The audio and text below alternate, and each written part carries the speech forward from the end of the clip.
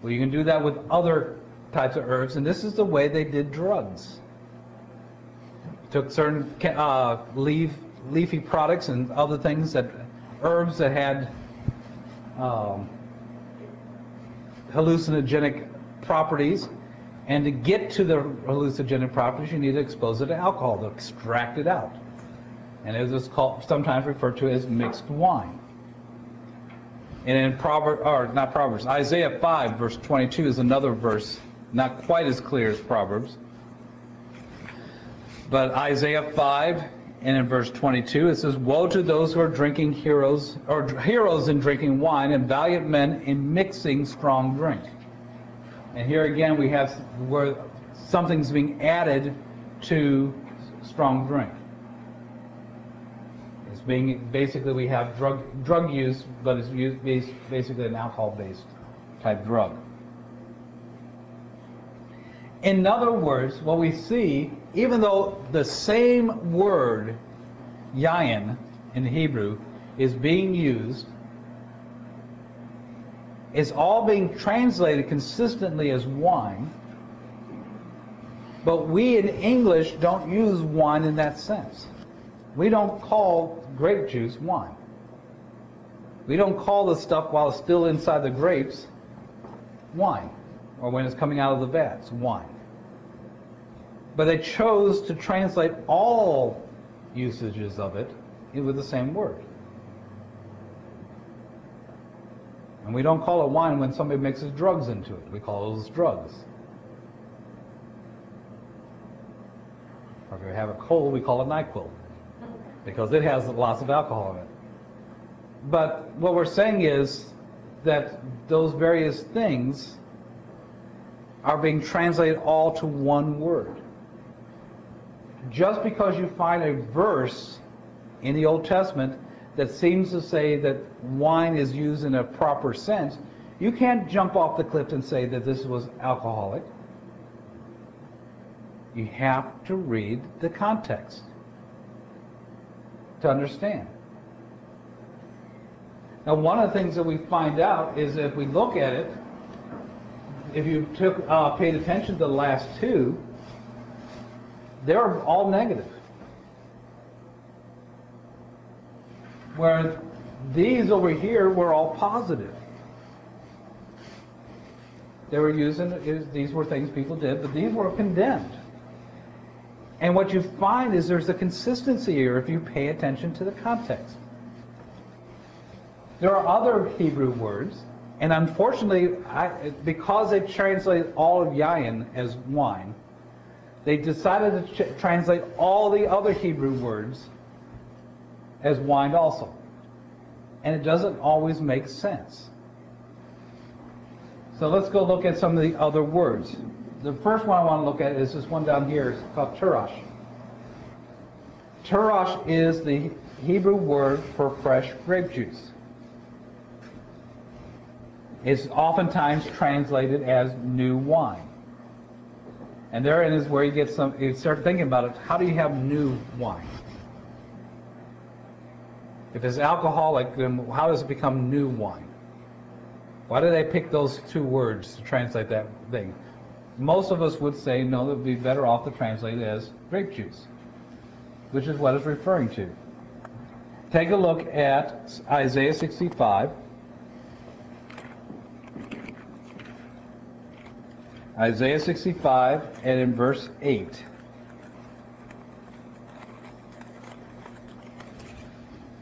Thus says the Lord, as the new wine is found in the cluster, and one says, do not destroy it, for there shall be benefit in it, so I will act on behalf of my servants in order not to destroy all of them. This is talking about while it's still right inside the grapes. Haven't squeezed it out yet. That's referred to as turash. Another verse to go to is Proverbs 3 and verse 10. And yes, there are more verses on the chart than what I'm covering, and the chart, by the way, does not have all the verses. There's way too many to fit on one little chart. Proverbs chapter 3. And in verse 10, it says, so your barns will be filled with plenty, and your vats will overflow with new wine. Okay? You're overflowing the vats, but the vats haven't been squeezed yet, because when you squeeze the vats, the juice comes out. So when he's saying your vats are overflowing with new wine, he's saying your vats are overflowing with grapes. It still has the juice within them. But as you squeeze it, then it comes running out, and it becomes fresh, unadulterated grape juice. Just as one example of that, let's go over to Deuteronomy 7, verse 13.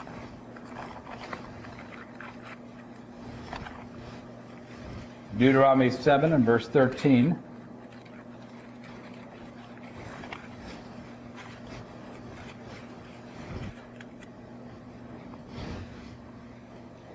It says, he will love you and bless you and multiply you. He will also bless the fruit of your womb and the fruit of your ground and your grain and your new wine and your oil, and increase your herds and your young flocks in the land which he swore to your forefathers to give you.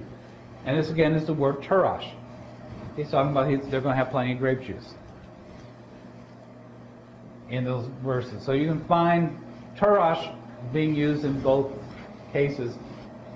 And it's a synonym in that case for yain. Yain is a broader word.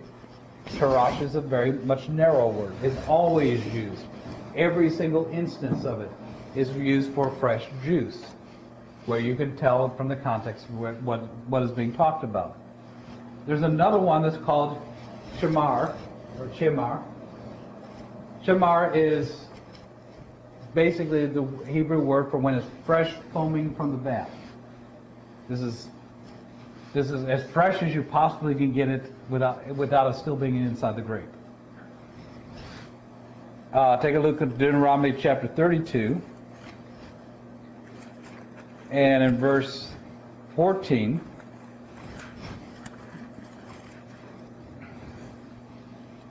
It says, curds of the cows and milk of the flock, the fat of the lambs, the rams, the breed of Bashan and goats, with the finest wheat, and the blood of grapes, you drank wine. And that's what it's referring to. It's called the blood of grapes. Because, if you prick yourself, what happens? You bleed. If you prick a grape, what does it do? Juice comes out. It's called, and because grapes tend to be purplish color or reddish colored, they're dark colored, it kind of looks like blood flowing. And so it's called the blood of grapes. So chamar is fresh juice that just came out of the grapes. There's another word that's called dima.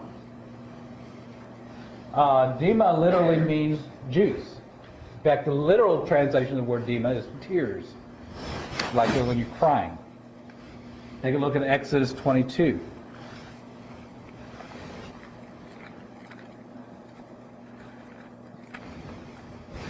Exodus 22, and in verse 9, it says, for every breach of trust, whether it's for the ox or for the donkey, for sheep, for clothing, or for anything that's lost, which one says, this is it, the case of both parties shall come before the judges. Oops.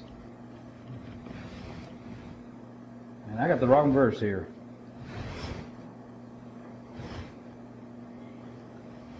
I did have Exodus 22, verse 9. I owe a verse. Figures I added that one. Pardon? 20, verse 9? Verse 29.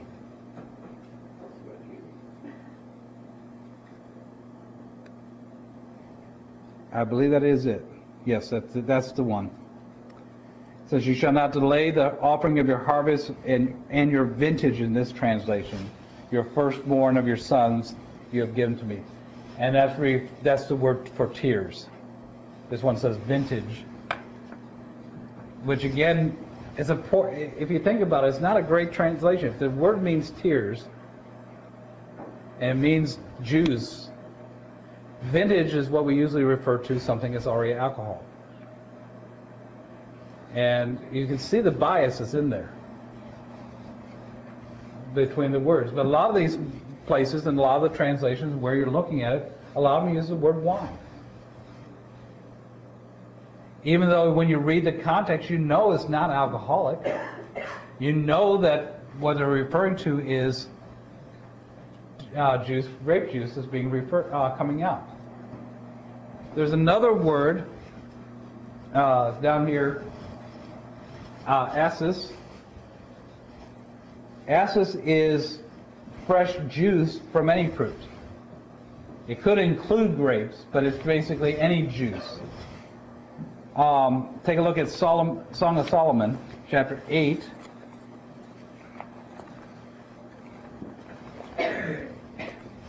Song of Solomon, chapter 8.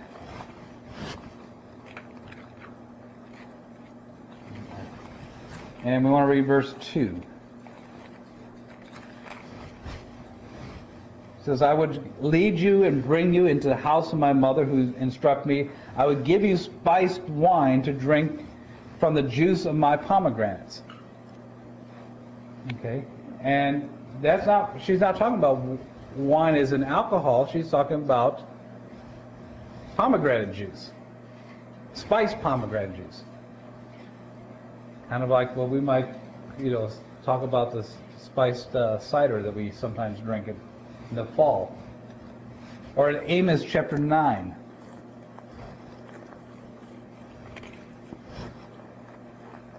Amos chapter 9.